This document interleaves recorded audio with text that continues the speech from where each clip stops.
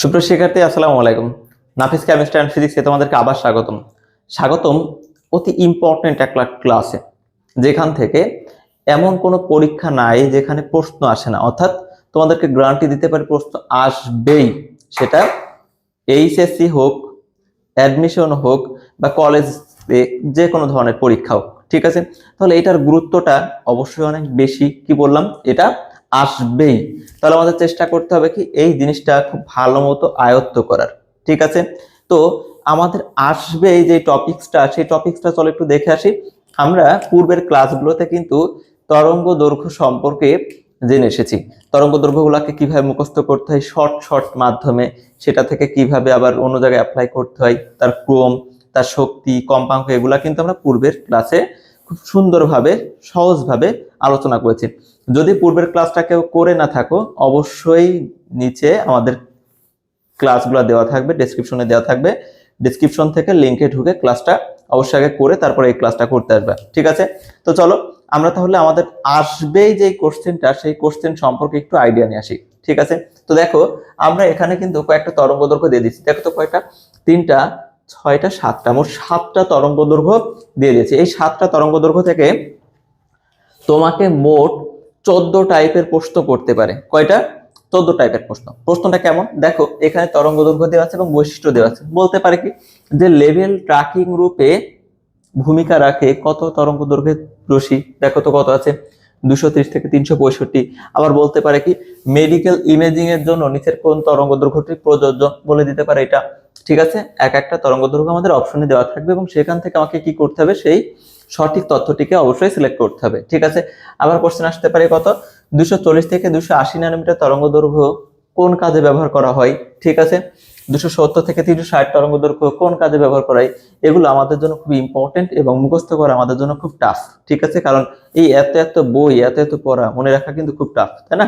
তো চেষ্টা করবো কি আমাদের একটু সহজ করে জিনিসগুলো যেন মনে রাখতে পারি, সেগুলাকে একটু একটু দেখা, ঠিক আছে? তো চলো দেখি তোমাদের পড়াটাকে একটু সহজ করতে পারি কি, ঠিক আছে? যদি সহজ করতে পারি অবশ্যই সাবস্ক্রাইব দিয়ে আমাদের সাথেই থাকবে, ওকে? আচ্ছা চলো দেখো, আমাদের এখানে কয়েকটা তরঙ্গ দৈর্ঘ্য দেওয়া আছে সাতটা, এবং এই সাতটাই কিন্তু অতি বেগুনি রশ্মির তরঙ্গ দৈর্ঘ্য, অর্থাৎ ইউভি এর তরঙ্গ দৈর্ঘ্য, ঠিক আছে? কত আছে, আমরা গত ক্লাসে কিন্তু শিখে আসছি যে ইউভি রশ্মির তরঙ্গ দৈর্ঘ্য কত পরিসরের ভিতরে থাকে, ঠিক আছে? যারা জানো না সেটা অবশ্যই সেখান থেকে জেনে আসবা। দেখো তো প্রথমে আমরা কত দিয়ে দিচ্ছি, 230 থেকে 365। এইগুলো আমরা প্রত্যেকটা শিখবো বিয়োগ ফলের মাধ্যমে। কিসের মাধ্যমে? বিয়োগ ফলের মাধ্যমে। কার বিয়োগ ফল?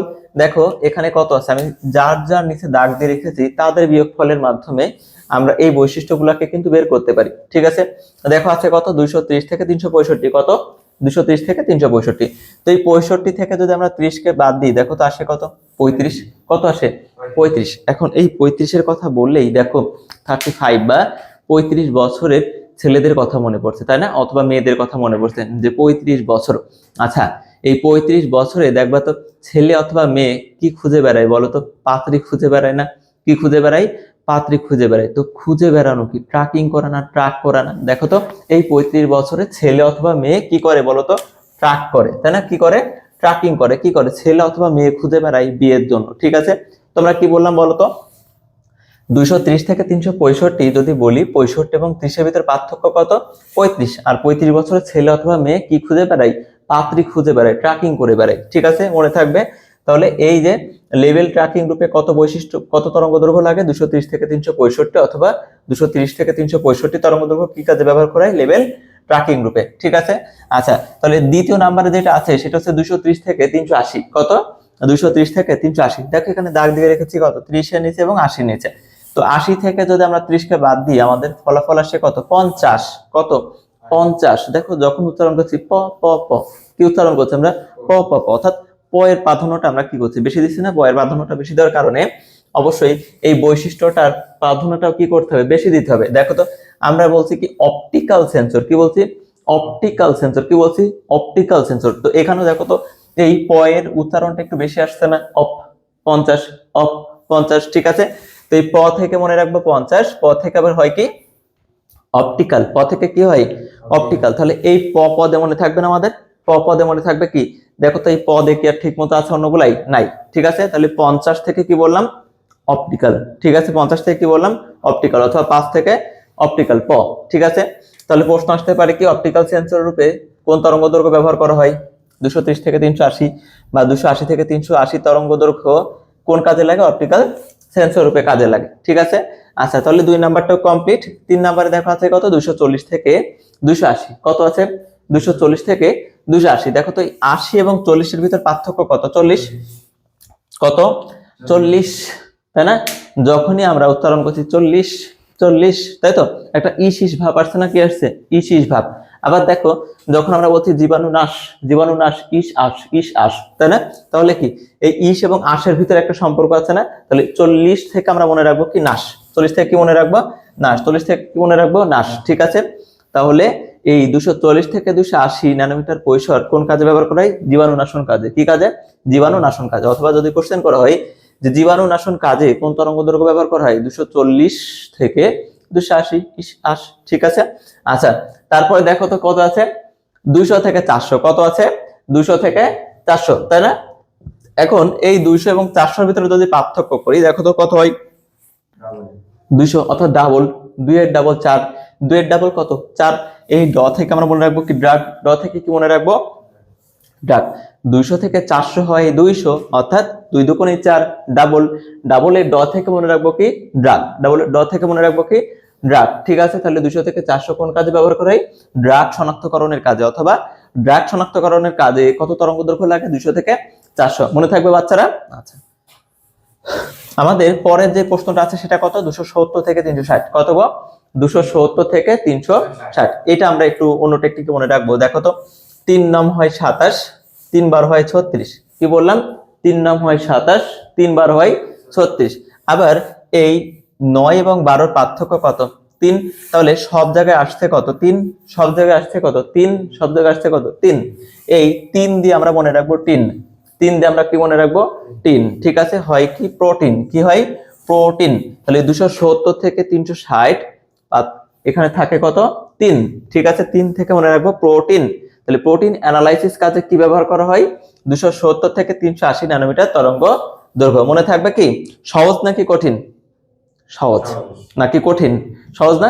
আচ্ছা, তারপরে দেখি তো আমাদের কত আছে?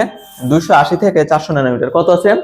280 থেকে 400 ন্যানোমিটার। ঠিক আছে, এখন ঈদের পার্থক্য কত দেখো তো? 120। কত? 120। 280 থেকে 400 পার্থক্য কত? 120। ঠিক আছে, আচ্ছা এখন দেখো তো এই 120টা আমাদের ছোটবেলায় খুব সম্পর্কযুক্ত একটা নাম্বার না? আমরা যখন এই যে ছোট ছোট বাটন ফোন, যে বাটন ফোনগুলায় যখন ছবি তুলতাম, ক্লিক করতাম, ঠিক আছে, তখন দেখবা ওখানে একটা পিক্সেল কিন্তু লিমিট করা থাকতো। পিক্সেলটা কত? 120 পিক্সেল, তাই না? তো ছোটবেলার দিকে আমরা কি করতাম? এই ছোট ক্যামেরায় বা ছোট ফোনের যে ক্যামেরায়, সেটা কিন্তু 120 পিক্সেলের ক্যামেরায় ছবি তুলতাম, তাই না?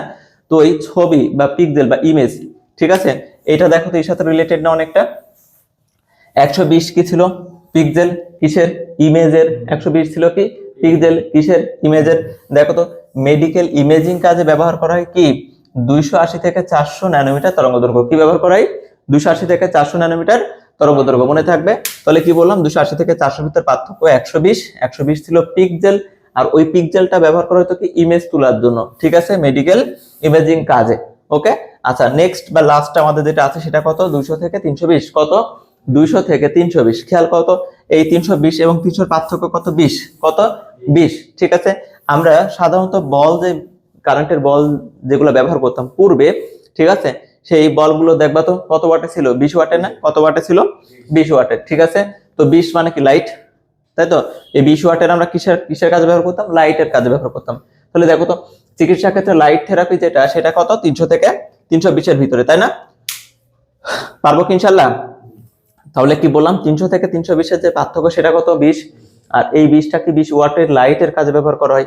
তাহলে কি? চিকিৎসা ক্ষেত্রে লাইট। ঠিক আছে, চিকিৎসা ক্ষেত্রে লাইট। ওকে, আর সব থেকে বড় কথা, এটা যদি কেউ একটু ভালো মতো দেখে থাকো বা খাতায় যদি একটু সুন্দরভাবে লিখে লিখে প্র্যাকটিস করো, তাহলে দেখবা যে অপশন দেওয়ার সাথে সাথে তোমার কিন্তু মাথায় চলে আসছে। ঠিক আছে, কারণ কি?